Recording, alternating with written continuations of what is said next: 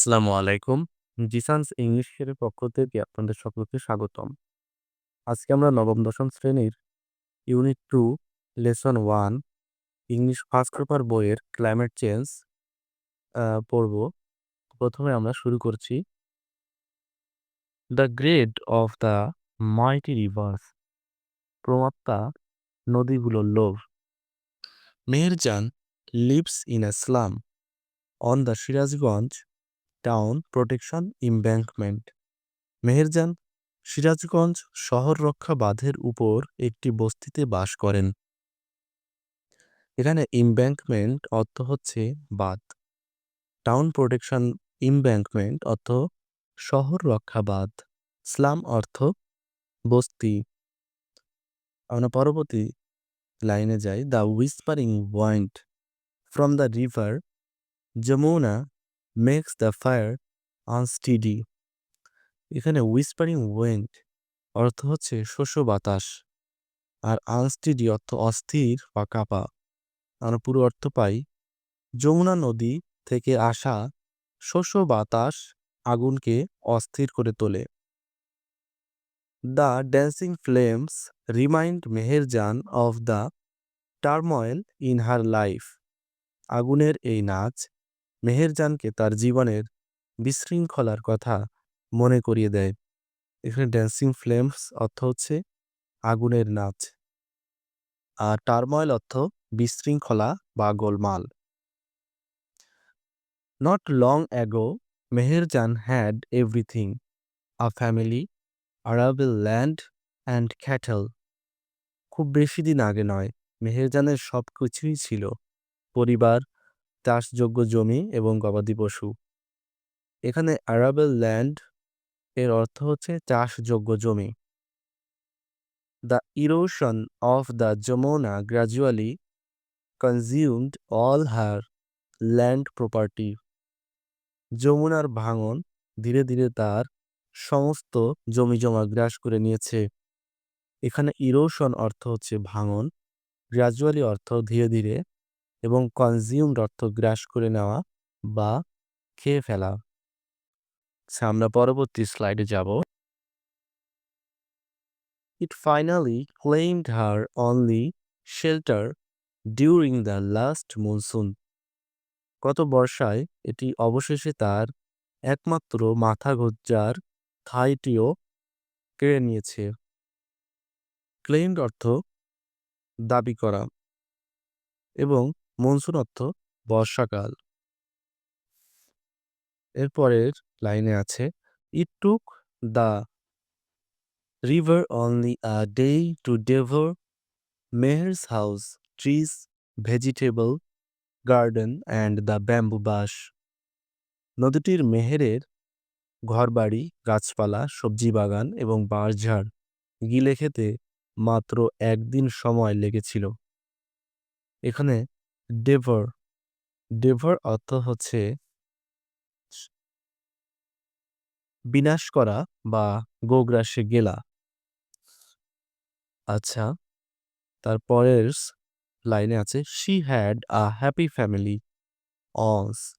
একসময় তার একটি সুখী পরিবার ছিল। Over the years she lost her husband and her family to disease that cruel hunger and poverty brought to the family. বছরের পর বছর ধরে নিষ্ঠুর ক্ষুধা ও দারিদ্র্য পরিবারে যে রোগ ব্যাধি নিয়ে এসেছিল, তাতে তিনি তার স্বামী ও পরিবারকে হারিয়েছেন। এখানে ক্রুয়েল অর্থ হচ্ছে নিষ্ঠুর, নিষ্ঠুর ক্ষুধা, পোভার্টি অর্থ হচ্ছে দারিদ্র্য। Now she is the only one left to live on with the loss and the pain. এখন ক্ষতি আর যন্ত্রণা নিয়ে বেঁচে থাকার জন্য কেবল তিনিই অবশিষ্ট আছেন। The greedy Jamuna has shattered her dreams and happiness. এখানে শ্যাটার্ড অর্থ হচ্ছে চুরমার করা। লোভী যমুনা তার স্বপ্ন ও সুখ চুরমার করে দিয়েছে। There are thousand others waiting to share the same fate like Meherjan. মেহেরজানের মতো একই ভাগ্য বরণ করার অপেক্ষায় আরো হাজার হাজার মানুষ রয়েছে। এখানে ফেট অর্থ হচ্ছে ভাগ্য। Bangladesh is a land of rivers, some of whose banks overflow or erode during monsoon. Bangladesh নদীমাতৃক দেশ। বর্ষাকালে যার কিছু কিছু নদীর তীর উপচে পড়ে অথবা ভেঙে যায়। এখানে ওভারফ্লো অর্থ হচ্ছে উপচে পড়া।